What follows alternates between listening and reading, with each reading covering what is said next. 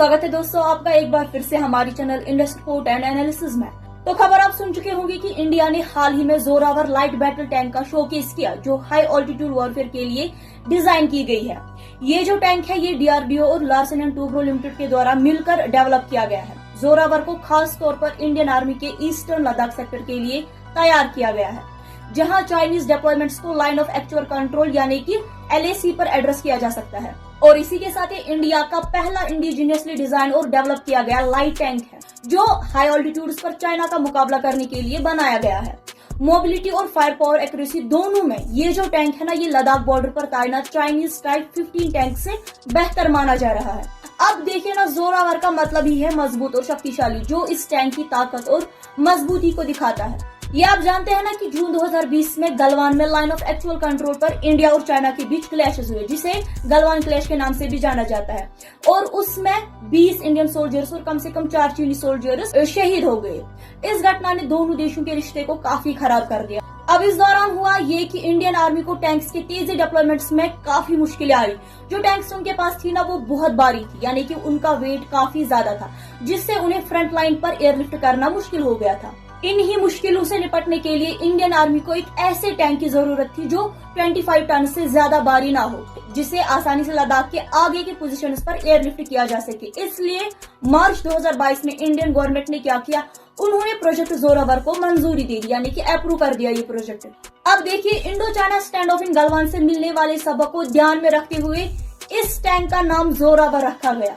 ये जो नाम है ना जोरावर, ये 19वीं सेंचुरी के डोगरा वॉरियर और military strategist general Zorawar Singh Kahluria के नाम पर रखा गया है, जिससे उनकी ब्रेवरी और मिलिट्री स्ट्रेटेजी जो है उसको सम्मानित किया जा सके। जनरल जोरावर को नेपोलियन ऑफ इंडिया और कंक्यूरर ऑफ लद्दाख के रूप में आप मान लीजिए पूजा जाता है, माना नहीं बल्कि पूजा जाता है। जोरावर सिंह जो थे, इन्होंने अपनी मिलिट्री करियर राजा संसार चंद सेकंड के अंडर जम्मू और कश्मीर के प्रिंसली स्टेट में शुरू की। उनकी ब्रेवरी, स्ट्रेटेजिक एक्यूमेंट और लीडरशिप स्किल्स ने उन्हें बहुत ही जल्दी रैंक्स में आगे बढ़ाया।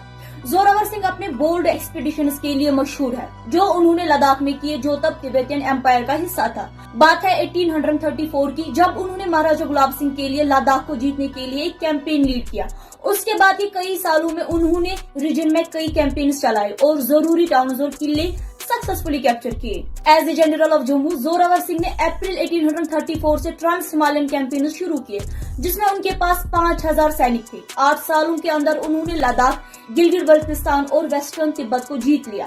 इन द स्प्रिंग ऑफ 1835 उन्होंने जनरल कैलॉन की 22,000 ट्रूप्स की आर्मी को हराया और अपनी विक्टोरियस फोर्सेस को लेह तक ले गए। वो गिलगित बल्तिस्तान में अपने रूल को मजबूत करने के बाद अब राजा गुलाब सिंह ने वेस्टर्न तिब्बत पर एक पुराने लद्दाखी क्लेम को दोबारा जिंदा किया।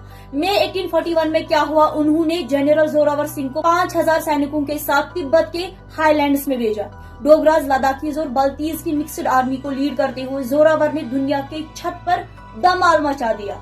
तिब्बत और नेपाल के एनवॉयज ने जनरल से टकलाकोट पर शांति के लिए बातचीत की, लेकिन अचानक नवंबर में क्या होता है, 10,000 चीनी और तिब्बतियन सैनिकों की मिक्सड आर्मी ने टकलाकोट की तरफ मार्च किया और डोगराज को तिब्बत से निकालने आए। और ये जोरावर सिंह की तिब्बत में 1841 की आखिरी मुहिम साबित हुई। इस कैंपेन के दौरान जोरावर सिंह उस वक्त 57 साल यानी कि 57 थे और उनको बहुत सी मुश्किलें आई, जैसे कि सप्लाईज की कमी और एक्सट्रीम वेदर कंडीशन। टेम्परेचर कहा जाता है उस समय -50 डिग्री सेल्सियस तक गिर गया था और ब्लिजर्ड्स के कारण कंडीशंस बहुत सीवियर थी। लेकिन देखिए, दिसंबर 1841 में ये होता है कि जोरावर सिंह को तिब्बत और चाइना के कंबाइंड फोर्सेस के द्वारा बैटल ऑफ टोयो में फेटल वॉन्ड्स लगे और ये जो महान विजेता था ना, वो इस कैंपेन के दौरान शहीद हो गया। लेकिन उनका बलिदान बेकार नहीं गया। सितंबर 1842 में चाइनीज और लासा गवर्नमेंट के रिप्रेजेंटेटिव्स के साथ खालसा दरबार और गुलाब सिंह के बीच एक ट्रीटी साइन की गई और इसी ट्रीटी ने सिख और बाद में इंडियन फ्रंटियर्स को आज के इंटरनेशनल बाउंड्री तक एक्सटेंड कर दिया और इस तरीके से लद्दाख इंडियन टेरिटरी में शामिल कर दिया गया। आज जोरावर सिंह की याद बड़े और अनएक्सपेक्टेड तरीकों से जिंदा है। तिब्बत में एक मेमोरियल है जहाँ पे प्रेग्नेंट वुमेन अपने बेटों के लिए दुआ करती है कि वो भी इंडियन जनरल जोरावर सिंह की तरह बहादुर बने। और अब एक टैंक भी है जो उन्हीं के नाम पर है, जो उन्हीं जमीनों की रक्षा के लिए तैयार है जो उन्होंने कभी जीती थी। जोरावर लाइट टैंक निम्बुल और पावरफुल दोनों है। ये एक मॉडर्न इनकारनेशन है वॉरियर की स्पिरिट का। खैर, आज के लिए बस इतना ही। मिलते हैं अगली वीडियो में, तब तक के लिए आप अपना ख्याल रखिएगा। शुक्रिया।